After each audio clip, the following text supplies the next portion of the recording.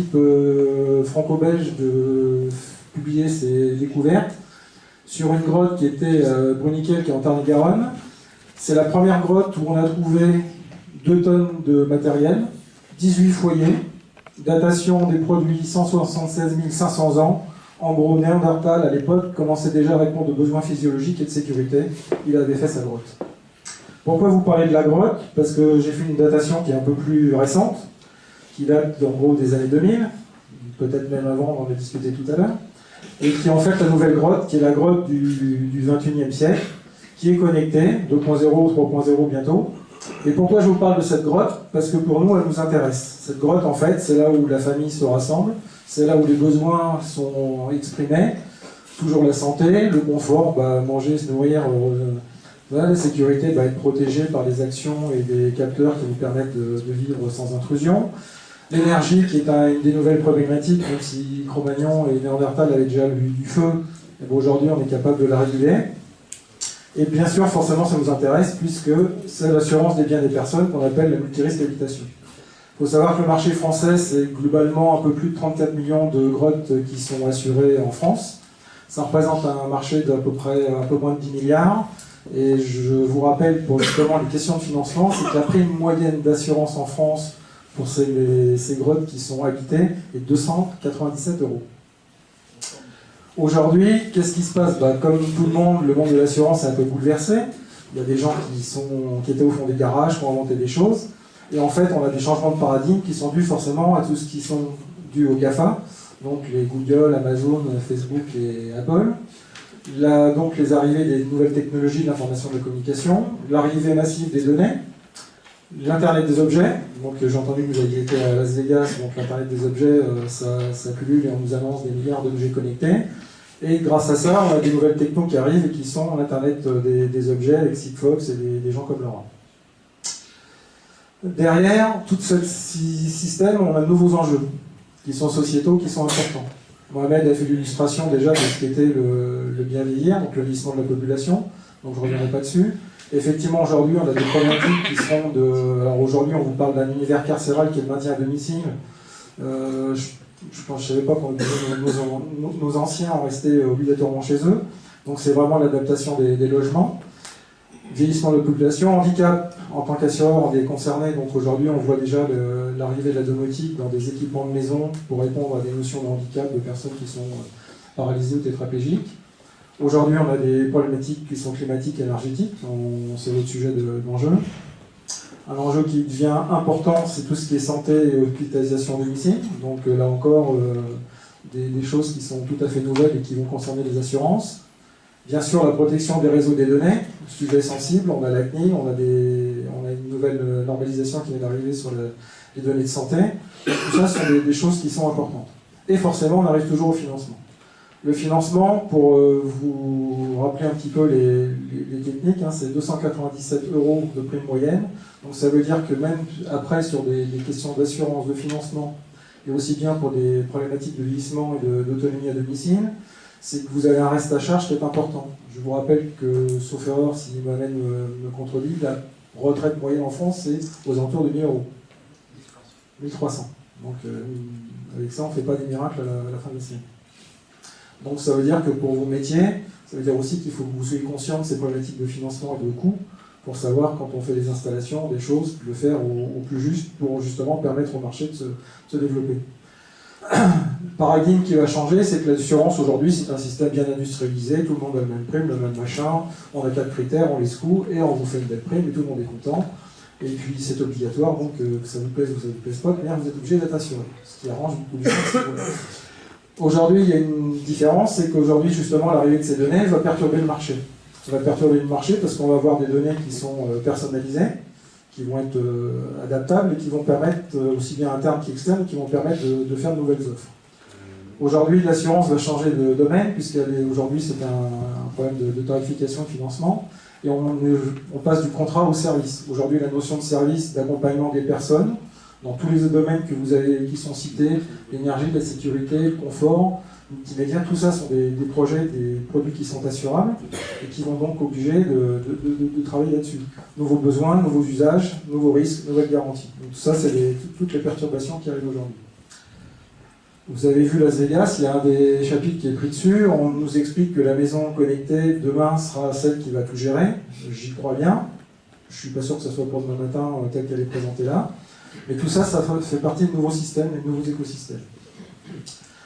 Ces nouveaux écosystèmes, ils sont dus à quoi? De nouvelles technologies, des nouveaux métiers, de nouveaux intervenants, dont vous faites pour la plupart partie, parce que la domotique est quand même un métier relativement récent. Aujourd'hui, qu'est-ce que va rechercher un assureur? Un assureur va rechercher du conseil, de la qualité, de la fiabilité, de la pérennité, de la sécurité, de la confiance, de la gestion des coûts, être sûr que quand on fait une installation, on ne va pas chercher à faire celle qui est la plus chère, parce que c'est celle où je gagne le plus d'argent, celle qui vous fera peut-être gagner plus d'argent, c'est celles qui seront les plus malléables, les plus fiables et les plus simples pour les clients, pour qu'ils adhèrent, et qu'ils soient capables de payer du surplus et de travailler là-dessus. Et qu'est-ce qu'on cherche bien sûr à la fin? Eh bien c'est un réseau qui correspond à tous ces critères, et je pense qu'avec François-Xavier qui a parlé tout à l'heure de satisfaction client, ben je pense qu'aujourd'hui pour tous, la première chose et le premier usage, c'est satisfaction client. Vous pouvez lui raconter quoi que ce soit, s'il n'est pas satisfait, aujourd'hui, de par la réglementation, par l'arrivée des nouvelles technologies, il change, il trouve quelqu'un d'autre dans les quelques secondes qui suivent un clic. Et je crois qu'après une présentation sur le téléphone only, sur le mobile only, eh bien je pense qu'on y arrive. Et les jeunes générations, donc les mondes qui aujourd'hui ont 12, 13, 14 ans, ils sont disruptés, ils utilisent que le téléphone. Donc ça veut dire qu'on sera pour certains encore là en train de travailler, donc il faut y penser. Voilà, je pense que j'ai fait 10 minutes.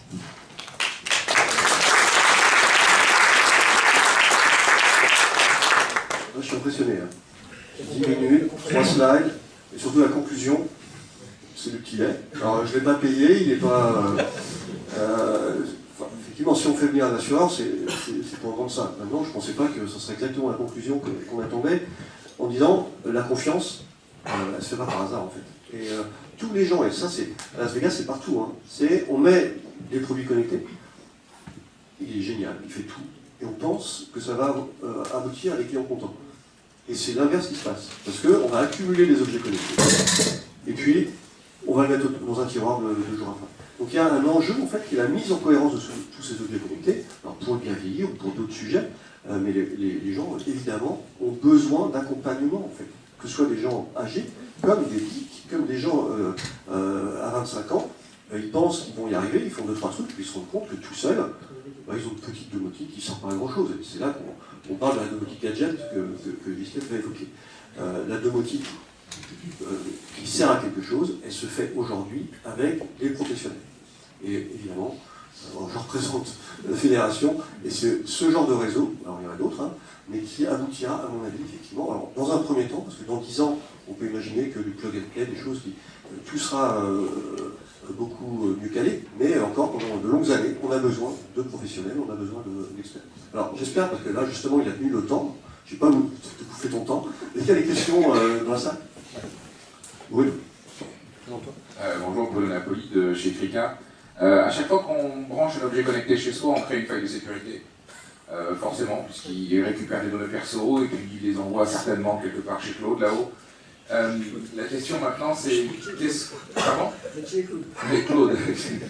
Et le truc c'est, qu'est-ce qu'ont prévu les assurances? Qu'est-ce que commencent à prévoir les assurances en matière de, justement, d'assurance de particuliers sur le vol des données, sur tout ce qui va se passer sur le ransomware? Aujourd'hui, on est quasiment sûr que cette année, on va avoir des espèces de virus qui vont arriver dans les objets connectés, qui vont nous demander de filer 500 balles sur un compte PayPal pour libérer la possibilité d'utiliser son télé ou son réfrigérateur. Alors ça, je pense que c'est un problème qui n'est pas que chez les assureurs. Déjà, on essaie de protéger nos données. En plus, on est très réglementé, donc on a une protection des données qui est essentielle. Aujourd'hui, ça fait partie effectivement des nouveaux usages. Aujourd'hui, quand je prends mon téléphone, globalement, je m'en fous. Ce qui me gêne, c'est ce qu'il y a dedans. Donc c'est ce qui, aujourd'hui, vous perdez un ordinateur. Ce qui gêne, c'est pas l'outil par lui-même, c'est le contenu. Donc aujourd'hui, on a commencé à avoir, je pense chez beaucoup d'assureurs, des réflexions justement sur la garantie sur les contenus. Donc c'est des choses qui sont relativement nouvelles, qui sont pas simples à mettre en œuvre. Donc ça fait partie effectivement de toute manière des sujets latents. Je ne sais pas quel est le premier qui va tirer d'une manière 100% sûre sur la garantie des données. Aujourd'hui, on parle beaucoup de blockchain, hein, on parle des nouvelles technologies, blockchain, intelligence artificielle, aujourd'hui sont certainement des outils qui vont y aller. Blockchain, les assureurs sont en train de travailler dessus, on fait les premières expérimentations. Je Je pense que ça sortira d'ici quelques années, mais ça sera certainement un des moyens de crypter correctement les données. Peut-être pas d'une manière infaillible, il y a toujours des mecs plus intelligents que vous, à l'autre bout du monde, qui font en même temps que vous la même découverte. Je ne sais pas si je réponds complètement à la question, mais il y a encore du chemin.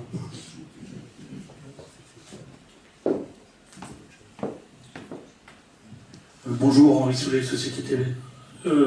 C'est un peu redondant sur ce qu'a dit la personne avant moi. On parle aujourd'hui pour les robots, une discussion au niveau de l'Union européenne, sur le côté législatif et le côté responsable de la robotique et des automatismes. On a même été jusqu'à imaginer d'avoir des RC, des responsabilités civiles pour certaines installations et pour ces petits robots qui arrivent aujourd'hui. Qu'en est-il de votre vision du sujet? Alors, moi je suis en plein dedans parce que j'ai un grand dada, c'est la robotique.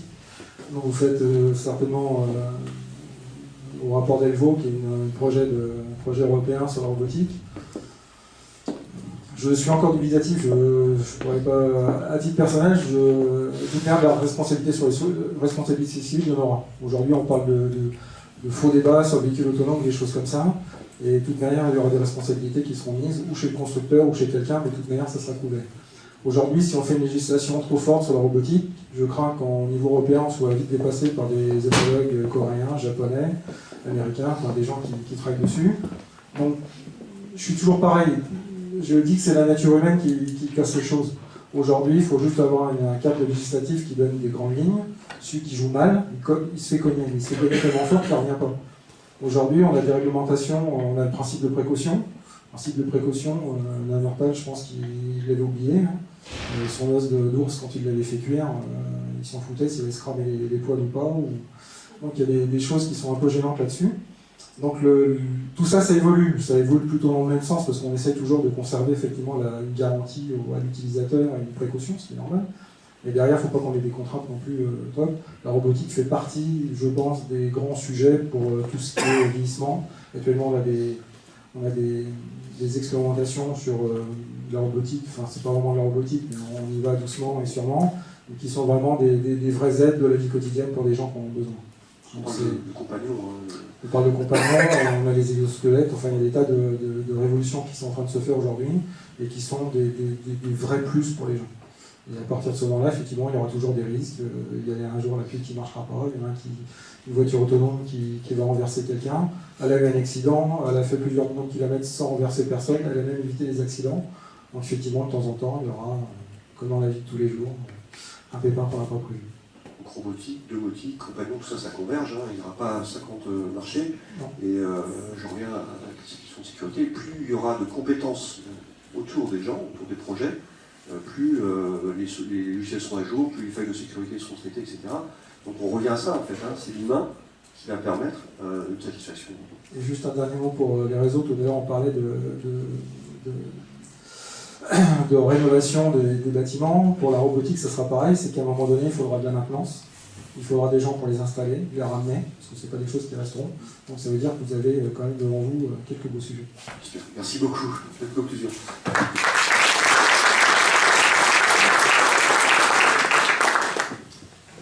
Alors, on va passer maintenant aux installateurs. On a une de nos membres de Business, avec Ghislaine, qui travaille pour des grands groupes, entre autres de la domotique, et qui, depuis quelques années, a étudié, a des retours du terrain, notamment sur les installateurs. Parce qu'on a des installateurs ici très qualifiés, mais les clients des grands groupes, des grands fabricants, sont des installateurs, ça peut être des électriciens, ça peut être des chauffagiers, etc.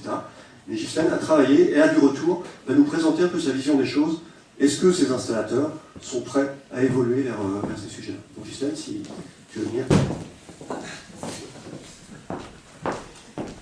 Bonjour à tous et à toutes.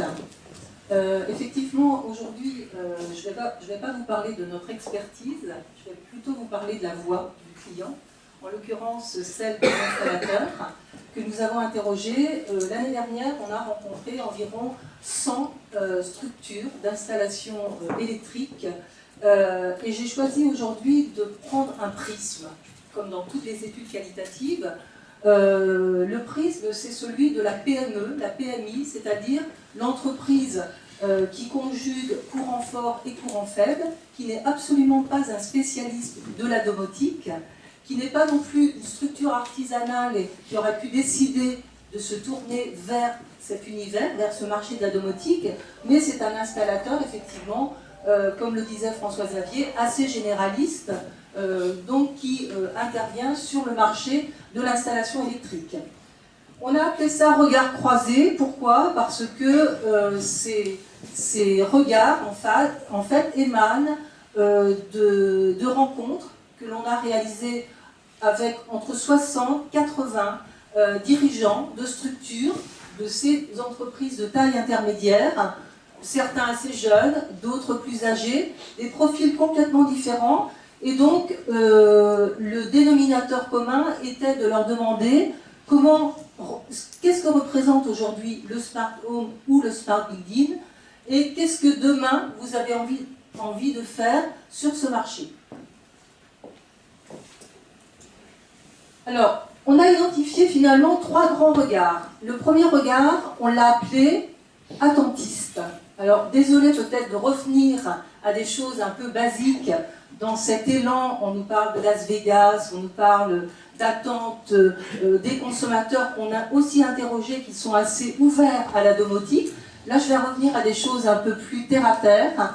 Ce premier installateur, que l'on a appelé attentiste, comment est-ce qu'il se caractérise? C'est une structure de 8 à 10 salariés. Le cœur de métier, c'est le généraliste de l'électricité. Donc il n'a pas forcément une spécialisation domotique. Il a une petite équipe, une équipe de compagnons, et il intervient donc sur des multimarchés. Il va faire de l'habitat, il va faire du petit tertiaire, pourquoi pas des petits bâtiments industriels, des petits ateliers.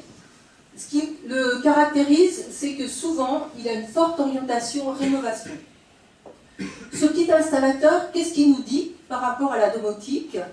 En fait, il a une image encore assez passéiste de la domotique. Donc, s'il est assez âgé, la domotique des années 80-90, s'il est plus récent, si c'est le fils d'un patron, il a l'image dont lui parle son papa, en lui disant c'est compliqué, c'est ceci, c'est cela. Donc, en fait, effectivement, il est très à l'écoute, assez ouvert, mais attentiste. Ce qui nous dit également pourquoi la domotique lui fait un peu peur, c'est que lui, il ne prescrit pas. Souvent, c'est un profil technique, un profil donc effectivement qui n'est pas habitué à promouvoir les choses, et donc lui nous dit ces solutions sont encore peu prescrites par les architectes. Or, en fait, j'aurais besoin un petit peu de moteur, de driver, pour m'aider, moi, à promouvoir ces solutions. Profil technique, il a besoin de preuves. Aujourd'hui, il nous dit effectivement, il y a des offres, j'attends, on voit qu'il y a des offres qui sont faites, mais j'attends de voir. J'attends de voir, moi je suis quelqu'un de rationnel, de technique, donc j'ai besoin qu'on me prouve qu'effectivement, il y a un vrai bénéfice client par rapport à des solutions classiques dont c'est mon cœur de métier, que j'ai l'habitude, excusez-moi,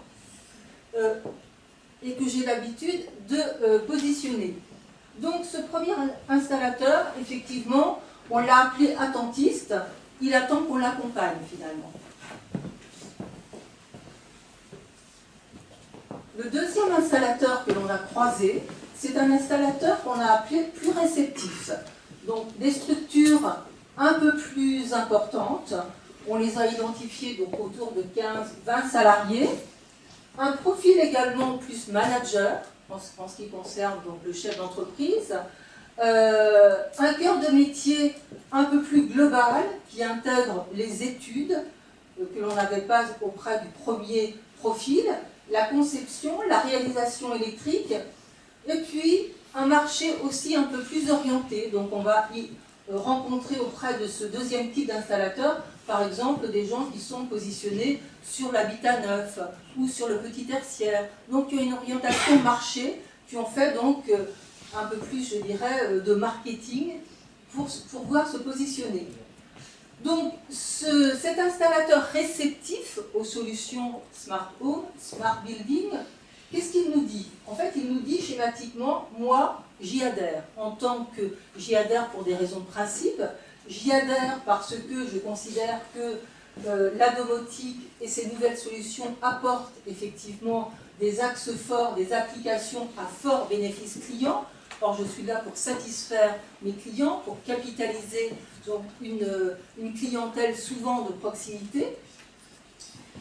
Ce sont des acteurs qui nous parlent donc, de certaines demandes qui leur sont faites, donc qui émanent soit de clients privés, soit de bailleurs sociaux. Alors, comme le disait tout à l'heure François Xavier, sur des applications qu'ils indiquent ou qu'ils précisent comme étant des applications à fort bénéfice client par opposition à des applications qu'ils qualifient de gadgets, donc avec des orientations confort, sécurité, économie d'énergie, donc qui sont les axes forts sur lesquels souhaitent se positionner ces installateurs.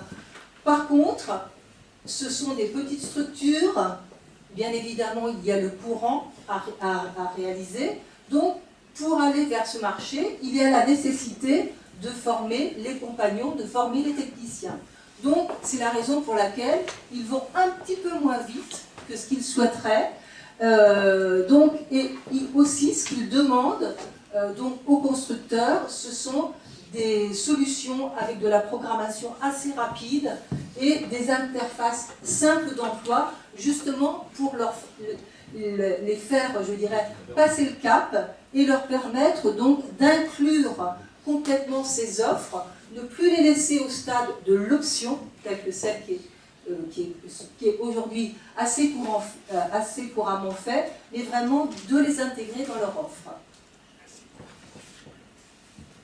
Le troisième regard que je vous propose de partager, c'est celui de l'installateur proactif. Cet installateur proactif, nous l'avons identifié dans quel type de structure? Dans des structures donc, plus organisées, avec, je dirais, un manager, des entreprises que je vais qualifier d'un peu plus pilotées, si vous me passez l'expression, des spécialistes de l'électricité, donc qui apportent véritablement une réelle expertise sur l'ensemble des métiers, donc, et qui intègrent donc la notion de service, la notion de solution, qui ne sont plus uniquement des acteurs de produits, des poseurs de produits, et qui ont un axe marché très fort, c'est le résidentiel neuf. Ces acteurs nous disent quoi? Ils nous disent effectivement le besoin il est là, les solutions sont là, on est face donc à un marché d'avenir et nous, on a envie de s'intégrer dans ce marché d'avenir. Pourquoi? Parce que ça nous permet de nous différencier fortement par rapport à nos concurrents, même s'ils regrettent que les acteurs immobiliers soient encore un petit peu en retrait. Ils aimeraient être beaucoup plus accompagnés par les architectes, par les promoteurs, par les constructeurs, pour les embarquer, je dirais, dans cette aventure du domotique. Promouvoir les solutions. Juste un élément, effectivement, je pense être redondante par rapport à ce qui est dit, mais l'image, effectivement, un petit peu réductrice, associée toujours à ce terme domotique. Donc, ce que je voudrais juste dire pour conclure, c'est que pour cette cible d'installateurs que nous sommes allés rencontrer, eh bien, le smart building ou la smart home n'est pas encore une réalité tangible pour ces entreprises d'installation électrique. 4 raisons essentielles. La persistance, désolé d'y revenir, de la connotation négative encore associée à la domotique. Des solutions qui sont perçues pour certains encore trop au stade de la promesse, et donc alors qu'on a besoin de preuves. Le pricing, qui positionne, qui a tendance encore, selon ces installateurs, c'est encore le témoignage des installateurs là que je partage, donc ils positionnent eux sur un marché plutôt haut de gamme, et puis un accompagnement réel attendu de la part des constructeurs en avant-vente, donc pour les aider à structurer des argumentaires pour aller rencontrer leurs clients, et puis en termes de mise en œuvre, eh bien, pour accompagner les acteurs techniciens sur le terrain.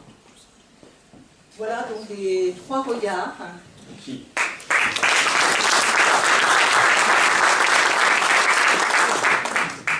Juste 2 commentaires sur la partie, ce que vous disent les installateurs, c'est il faut que les gens du bâtiment, d'immobilier nous aident. Donc là, c'était un peu la conclusion de l'Assemblée Générale et des groupes de travail d'hier. En tant que fédération, nous, on doit travailler maintenant sur la prescription. En fait. Ça y est, on a des professionnels qui sont formés, ils sont compétents, ils sont nombreux, ils sont dans toute la France. Mais beaucoup n'ont pas assez de projets, en fait. Alors que les smart building, les machins, c'est quelque chose qui devient à la mode, mais qui sont très mal décrits, qui ne sont pas dans les cahiers des charges réellement sur les rails, et au final, ça n'aboutit jamais ni à des vrais smart building, ni à une satisfaction client. Et deuxième aspect, nous, la façon dont on a abordé ça, parce qu'on les connaît, hein, ces installateurs, il y en a à la fédération, et puis il y en a sur tous nos projets. Et en fait, nous, ce qu'on fait, c'est cette notion de binôme. En fait. C'est qu'en gros, on n'attend pas qu'ils bougent. Hein. On leur dit, bah, vous inquiétez pas, on est là, on va vous aider, on va vous accompagner. Parce qu'effectivement, ils sont tout à fait à l'écoute de ce genre. Absolument, et puis ils sentent que le marché il y va. Hein. Merci beaucoup, je pense qu'on est sur les 15 minutes, et je pense que c'est pareil, on viendra vous voir nombreux à la pause. Merci beaucoup, Gisèle. Très bien.